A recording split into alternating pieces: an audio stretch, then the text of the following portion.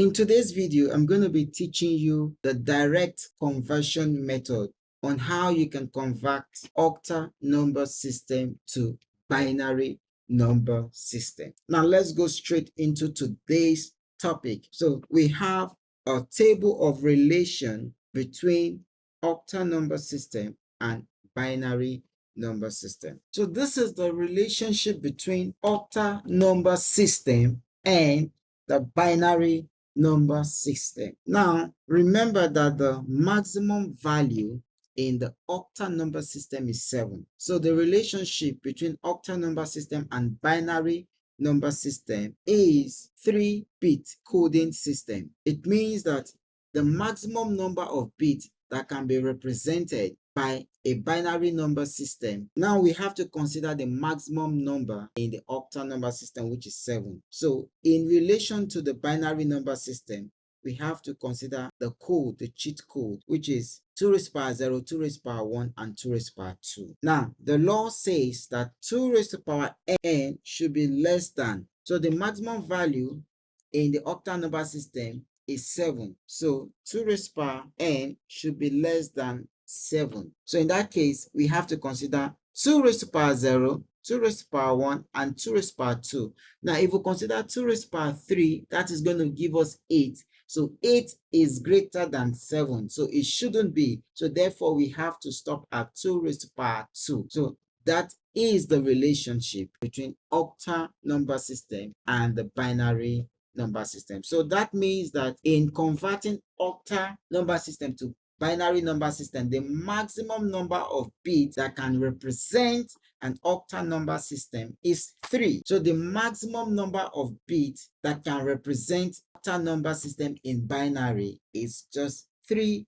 bits, and this is the code 421. So in that case, we have in 421 for the digit 0, we're going to have 0, 0, 0 to represent 0.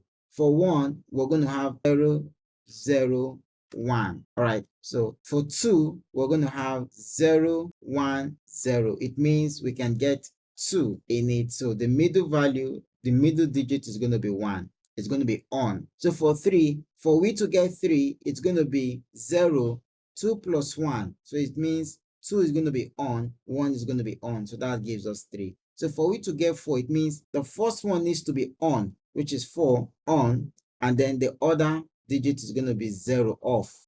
So for we to get 5, it means 4 needs to be on, which is 1, and then 2 needs to be off, and then 1 needs to be on, which is 4 plus 1 gives us 5. Now for we to get 6, it means 4 needs to be on, 2 needs to be on, which gives us 4 plus 2 gives us 6, and then 1 needs to be off. Now for 7, it means everything needs to be on. We say 4 needs to be on, 2 needs to be on, 1 needs to be on. If you sum everything up, you're going to get 7. So this is the relationship between the octal number system and the binary number system. So with this technique, we can actually use a direct method to convert any octal number system to binary number system. All right, so let's consider the first example. We have example, it says 64 base 8 equal to x base 2. Find x. So in this case, we can use the short method very quickly. So all we need to do is to find the value of 6. Now, what is the value of 6 in the table?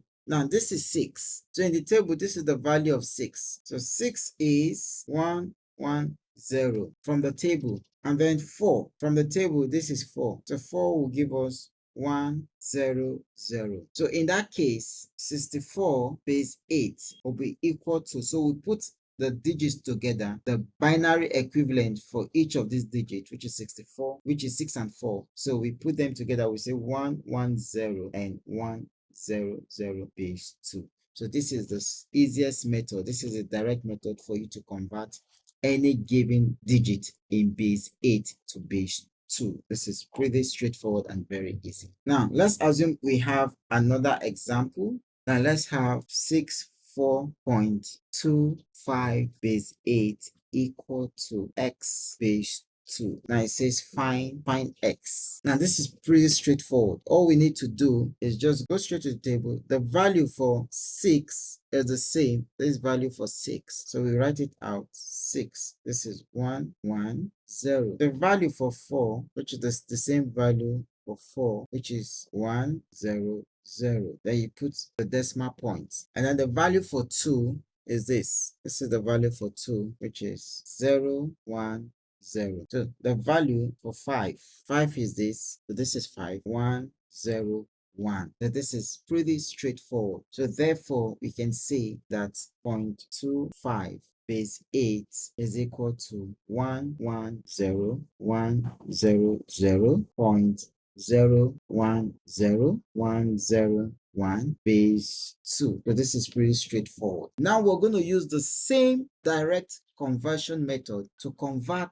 binary number system to octal number system. So that will be the next example we're going to be treating. So in this example, we're going to be converting binary to octal number system using the direct conversion method. Now you have an example that says 1010 dot or 0.11 base 2 is equal to x base 8. So says find x. Now since we're going to be using the same conversion table that we did in the previous exercise. Now you can see this table. Remember this table in the previous exercise. Now we are going to convert this binary digit into octal number system. Now this is a technique we have to use. We have to perform what we call groupings. Now since the relationship between octal and binary is 3 if, so in that case we have to group in 3 bits. That is what we're going to do at first. And then secondly, we're going to introduce padding called zero padding. Now I'm going to explain to you these two techniques that we're going to be using. Groupings into 3 bits because the relationship between octal and binary is 3 bits. So the maximum number of bits that an octal number system can be represented in binary is 3 bits. You can see the values. We have 3, 0, 0, 0, 3 bits. All is in 3 bits. All right.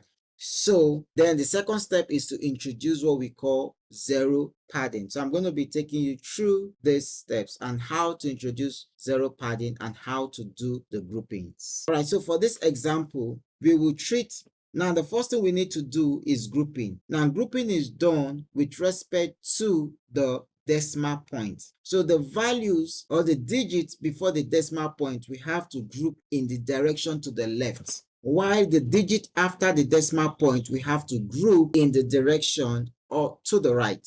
Now let's begin with the digit before the decimal point. Now let's perform the groupings. Okay, so let's group. We have to group in 3. So we call it 3 groupings. So the first grouping we have the 0, 1, 0. Now we're left with this digit, only one digit, which is 1. So we have to group. Since it's only one digit, it means we have to make sure that this one digit is in a group. So this is where we introduce what we call zero padding. So all we need to do is to introduce digit 0, another 0, so that we can group this digit into 3s. So this is how grouping is done. So this is done to the direction of the left. This is also done to the direction of the left, if you notice. Now the digit after the decimal point, we have to group to the direction of the right. Now if you notice, we only have 2 digits. We have to group it in 3s. So it means that we need to add 0, which is called zero padding. We need to pad with 0. So we need to add 0. Okay. So when we have add 0, so it means we have 3 digits. So it means they can be in a group. So in this case, we have to group to the right. So it means grouping to the right. That is why we had to add 0 on the right hand side. So from this, the next thing we need to do, we need to check the equivalent of this value with the table. Now, if we go back to the previous example, now what we have here is 0, 0, 1. Now go back to the previous table. Where can we find 0, 0, 1? So it means this is 001. So in that case, this is equivalent to 1. So therefore, this is going to give us the digit 1. Now let's go back to the table. Where can we find 010? This is 010, which is equivalent to 2. So this is going to give us 2. Then we have points. Where can we find 110? Now 110 is this, and that is equivalent to 6. So it means, so this is going to give us 6. So therefore, x is equals to 12.6 base 8. So we've been able to convert the binary number into the octal number system. Now, the next example we want to talk about using direct method is to convert hexadecimal number system to binary number system. So we are going to be deriving the table so that we can show the relationship between hexadecimal and binary number system in terms of the table. All right, so for the hexadecimal number system, we have a total number of 16, which has the minimum value as 0 and the maximum value as 15. Now, for hexadecimal number system, the value combines both numerical value and alphabetical values. It runs from 0 to 9 and A to F. Now, A to F represent 10 to 15. And then the equivalent, the relationship between hexadecimal and binary is presented in this table, as I'm going to be showing you. Now, the maximum number of bits that can be represented in binary is 4. So 4 bits is required to represent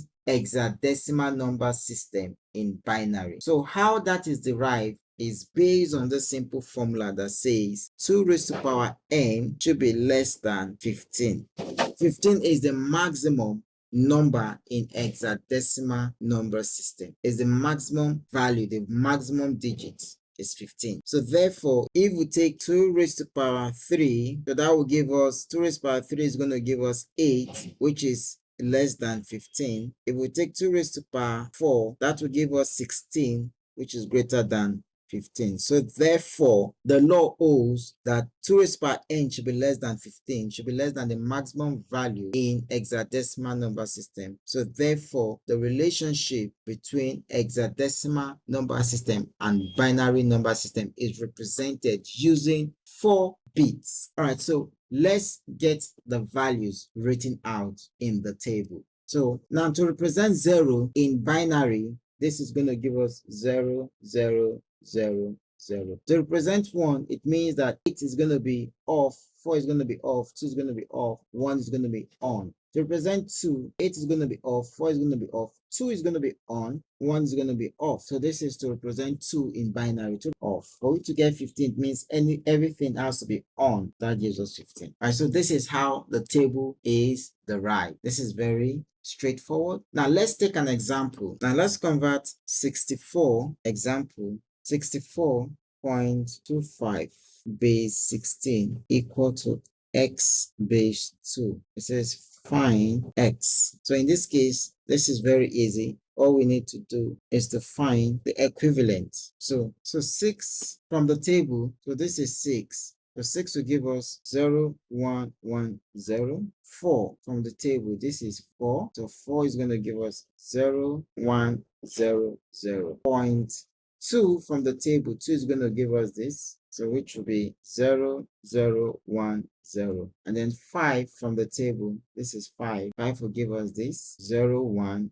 0, 1. So this is going to be in base 2. So this is the answer. Very easy and very straightforward. Now the next example will be to convert hexadecimal. So let's convert hexadecimal to binary. All right, so let's look at this example to convert binary to hexadecimal. You have an example like this: 10010.1101 base 2 equal to x base 16. Find x. Now we're going to use the direct conversion method to convert a binary number system to hexadecimal number system. So all we need to do is to follow the steps. The first thing is to group this binary digit into a group of 4, because the relationship between hexadecimal according to the table and binary is 4 bits. So the number So therefore, the maximum number of bits required to represent